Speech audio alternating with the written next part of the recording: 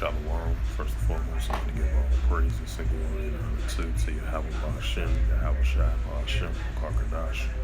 Shalom to the elders for preaching the word, truthfully and sincerely. And shalom to the Akim, scattered through the four corners of the globe, preaching the word, truthfully and sincerely as well, too. And I say shalom to the Akim out there. And this is a sit-down lesson that I want to bring out from AFP News, from MSN.com. Story by AFP, published 9 hours ago, and it reads: Karabakh rebels say 4 troops killed by Azerbaijani fire. It says 4 Armenian separatist fighters were killed Wednesday by Azerbaijani fire in the breakaway Karabakh region, rebels say, a day after the U.S. meditated talks opened between the historical rivals.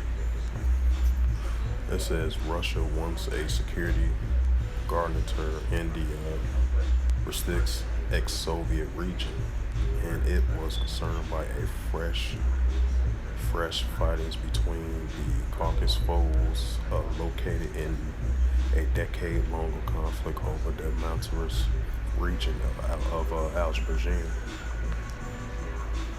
It says the clashes erupt a day after Washington opened 3 days of talks between Armenian and Azerbaijani officials in the latest attempt to quell a conflict that has flared repeatedly. It says units of the Azerbaijan army forces opened fire with artillery on Armenian positions on Wednesday morning. The Karabakh defense minister says 4 servicemen were killed in the action as a result of another provocation by Azerbaijani. It added, saying later that the situation was relatively stable.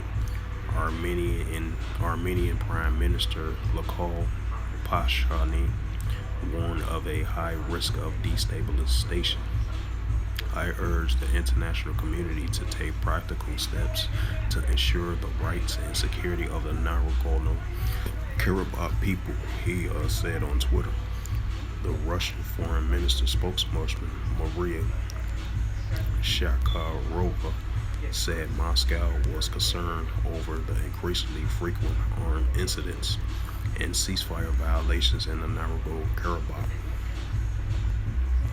It says we call for restriction and for settling of all vexed questions by peaceful and political diplomatic means in cooperation with the leadership of the Russian peacekeeping contingent.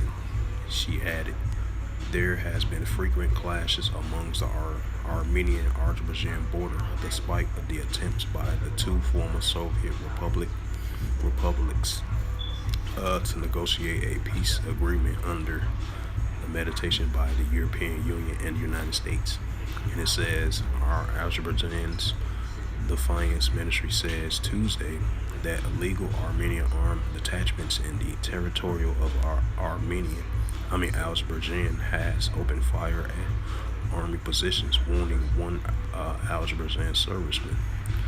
The same day, U.S. Secretary of State Antony Blinken initiated closed-door negotiations with Armenian Foreign Minister Arakrak Masroyan, if I pronounce his name right, and his Azerbaijani counterpart Ceyhun Bayramov just outside Washington. The second rounds of such talks he has led in many months. Earlier this month, the Pashinyan accused Baku of pursuing a policy of ethnic cleansing in Karabakh, saying traffic was being blocked through the Langshan Karad, the sole road linking to the territory with Armenia. It says the blockades follow a month-long roadblock by Azerbaijani environmental activists. The Yerevan said has led to a humanitarian crisis in the mountainous enclave. Karabakh blockage claims Azerbaijan has insisted that civilians and aid conveys can travel through, but the International Committee of the Red Cross said last week that Azerbaijan has now blocked access for the convoy delivering aid to Karabakh, raining fresh concerns over shortages of food and medication. Russia has been seen as the main mediator between the two former Soviet Union republics, but Brussels and Washington has been increasingly active with Moscow blogging down in Ukraine. Armenians have repeatedly accused Russian peacekeepers of failing to live up to their promise to protect ethnic Armenians in the line of a 2020 truce negotiated by Moscow after 6 weeks of fighting left thousands dead. The ceasefire agreement saw Armenians seize spots of territory that has controlled for decades. When the Soviet Union collapsed in 1991, ethnic Armenian separatist Karabakh broke away from Azerbaijan, and ensuing the conflict claimed some 30,000 lives.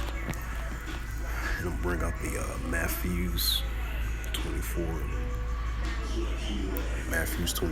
verse 6 to verse 8, and it reads to the Holy Scriptures from BibleGateway.com, and it reads, Matthews 24 and 6, and ye shall hear of wars and rumors of wars. With the Azerbaijani-Armenian conflict as a prime example of rumors of wars, and ye shall hear of wars and rumors of wars. See that you be not troubled, for all these things must come to pass, but the end is not yet. Matthews 24 and 7, for nation shall rise against nation, and kingdom against kingdom, and there shall be famines and pestilence and earthquakes in diverse places. So with that, hopefully this lesson was edifying of this recent news article with the Azerbaijan-Armenian situation, as I believe both sides had meeting talks with Anthony Blinken as they visit Washington, D.C. And as it says again, this story was published by AFP 9 hours ago, MSN.com, and it reads again, Karabakh rebels said 4 troops were killed by Azerbaijani fire.